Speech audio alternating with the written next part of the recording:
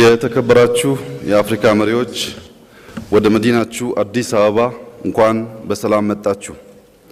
Your Excellency President Paul Kagame, Chairperson of the African Union, Excellencies, Heads of States and Government, I welcome you to the 11th extraordinary session of the Assembly of the African Union.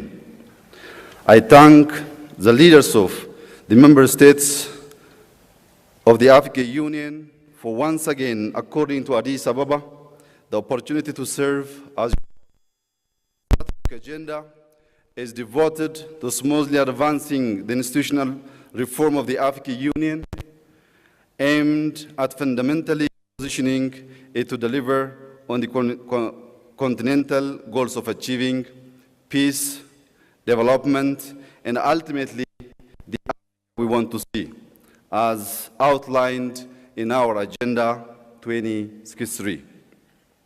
Agenda aspect of success rests upon a united Africa. Indeed, we need a fit and active commission to drive our continental agenda and drive its priorities. However, reform does not start and end with the commission. It starts and ends with the leaders who must set the right expectation and tempo. However, to get there, to go from the concrete policy reforms to institutional improvement, there need to be a mechanism of accountability. I am of firm conviction that reform should include accountability, a culture of cooperation, and a passion of implementation is necessary. My administration is fully cognizant and committed to these principles. As such, Ethiopia is undergoing a profound renewal, and in the past 7 months, far-reaching reforms were in place in response to various challenges. We have opened new political space for dialogue, released thousands of prisoners, lifted bans placed upon political parties and media outlets, and unblocked websites. We are now actively cracking down on corruption rings and reforming our judicial system in its entirety. We made significant progress by fully subscribing to the Pan-African vision of not misusing our guns. In that regard, our most significant victory includes putting an end to the war with no casualties but full of victims with Eritrea. Because of this effort, the Horn of Africa region has finally started experiencing a state of relatively peace and stability. Its defining features, poverty, volatility, conflicts, will soon be replaced by a new era of wealth, stability, and hope. This lifting of sanctions imposed on Eritrea is an example of this renewal. I want to take this opportunity to thank the United Nations Security Council, the African Union Commission, and the IGAD for their relentless effort in this matter. Thank you.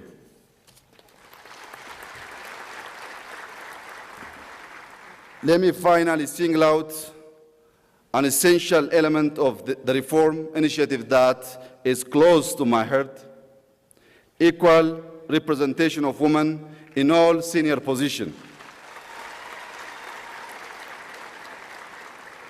We in Ethiopia, for the first time in our history, have achieved gender parity within our cabinet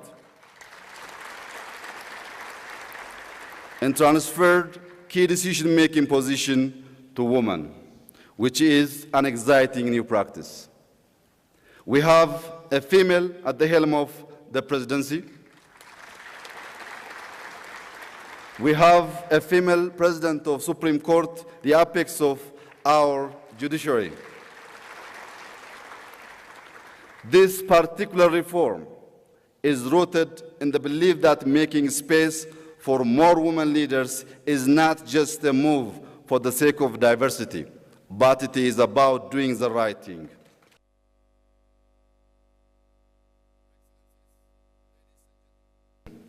As leaders of earn the guardianship of securing peace in Africa and for creating leverage for our resources to meet our priorities. Ethiopia has introduced visa on arrival entry for all Africans to foster closer and full regional integration. Where minds are open to idea, markets are free to trade, and arms are open to solidarity. Regional integration leading to the creation of an African economic community has been a vision of African leaders since the early years of independence. Our Pan-African elders and leaders firmly believe that Africa could certainly gain economic synergy through this integration, at the advantage of a whole regional community are indeed more significant than the sum of the economic advantage of its separate member states. The need for such integration is propelled by the global financial architecture. With the formation of regional blocs across all the continents, borderless globalization, advances in information and communication technology, and multilateral trade negotiation under World Trade Organization, among others. We should take into consideration the global dimension of our challenge and understand that cooperation is necessary and no one can claim to be self-sufficient in an interdependent world.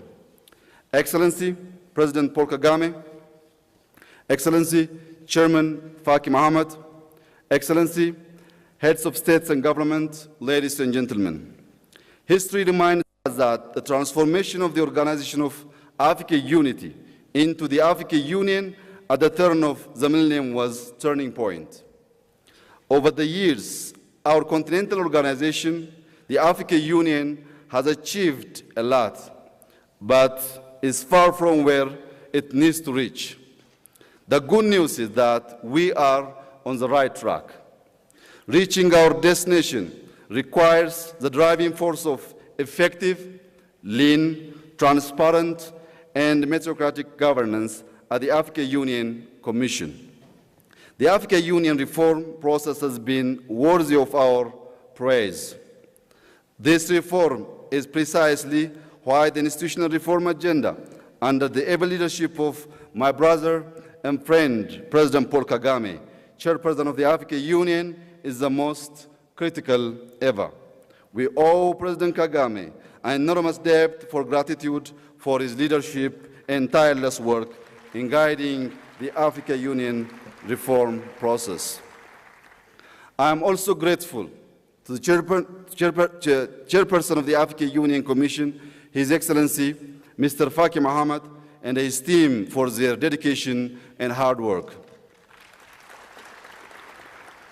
Several issues are on the agenda of the extraordinary summit: the reform of the Commission, the division of labor between the Union and the regional economic community, as well as the streamlining of our international partnership, including the post-Cotonou agreement, and the new partnership for Africa's development, which will become the African Union Development Agency.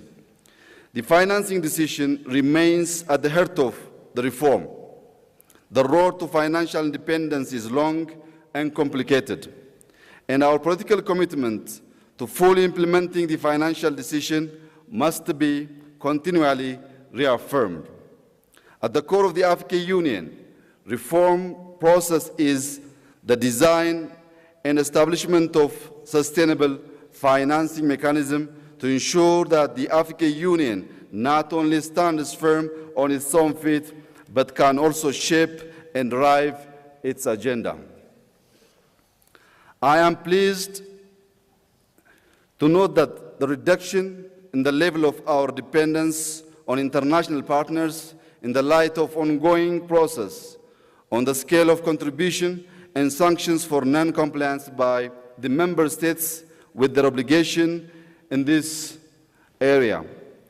In 2012, member states covered just 3% of the African Union budget, but that rose to 14% in 2017.